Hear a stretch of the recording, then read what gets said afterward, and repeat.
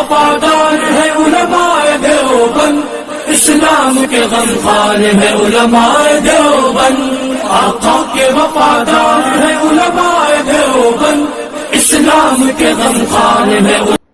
معزز سامعین کرام، اس وقت جو مجلس ہونے جا رہی ہے یہ بڑی بابرکت مجلس ہے۔ دنیا کے اندر بہت ساری مجلسیں ہوتی ہیں، کبھی ووٹ کی مجلس، کبھی سیاسی مجلس، کبھی کچھ اور مجلسیں، لیکن ان مجلسوں کے اندر اللہ تبارک و تعالیٰ کی طرف سے مغفرت کے وعدے نہیں ہوتے ہیں۔ اس وقت جو مجلس ہونے جا رہی ہے یہ بڑی بابرکت مجلس ہے، یہ نبیوں کی سنت ہے۔ نکاح جو ہے یہ ہر نبی کی سنت رہی ہے۔ کچھ چیزیں جو ہے انبیاء کرام کی سنت ہے، مسواک نبیوں کی سنت ہے، حیا نبیوں کی سنت ہے، اسی طریقے سے نکاح جو ہے یہ بھی نبیوں کی سنت ہے۔ تو بہرحال اس وقت کی مجلس بڑی بابرکت مجلس ہے۔ نکاح کا جو مقصد ہوتا ہے، سب سے بڑا مقصد یہ ہوتا ہے، حدیث پاک کے اندر بیان کیا ہے، اغض للبصر، کہ نکاح کا سب سے بڑا مقصد ہوتا ہے انسان کی آنکھوں کی حفاظت ہوتی ہے۔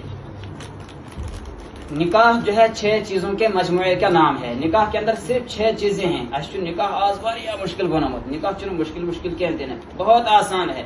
اللہ کے نبی صلی اللہ علیہ وسلم نے فرمایا کہ نکاح کے اندر جتنی سادگی ہوگی اور سنت کے مطابق نکاح کیا جائے، اس نکاح کے اندر ایسے ہی برکتیں بھی ہوتی ہیں۔ تو نکاح کے اندر صرف 6 چیزیں ہیں، ان میں 2 فرائض ہیں، ایک واجب ہے اور 3 سنتیں ہیں، تو کل ملا کر 6 چیزیں۔ تو 6 چیزوں کے جمع ہونے کا نام نکاح ہے۔ سب سے پہلے کیا ہے؟ ایجاب اور قبول، یہ فرض ہے۔ ایجاب کہتے ہیں لڑکی کی طرف سے اجازت، قبول کہتے ہیں لڑکے کی طرف سے اجازت۔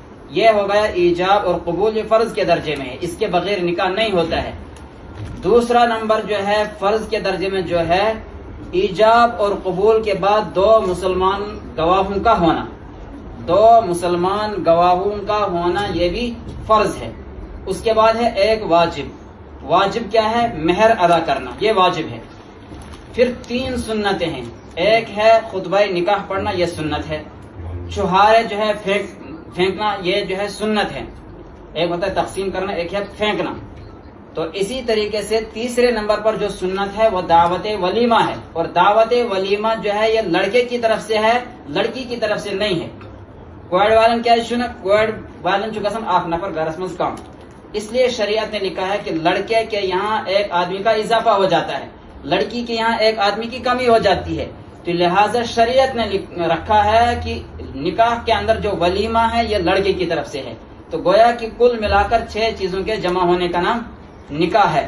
سب سے پہلے 2 فرائض، ایک واجب اور 3 سنتیں۔ تو بہرحال جو ہے یہ ایسی بابرکت مجلس ہے۔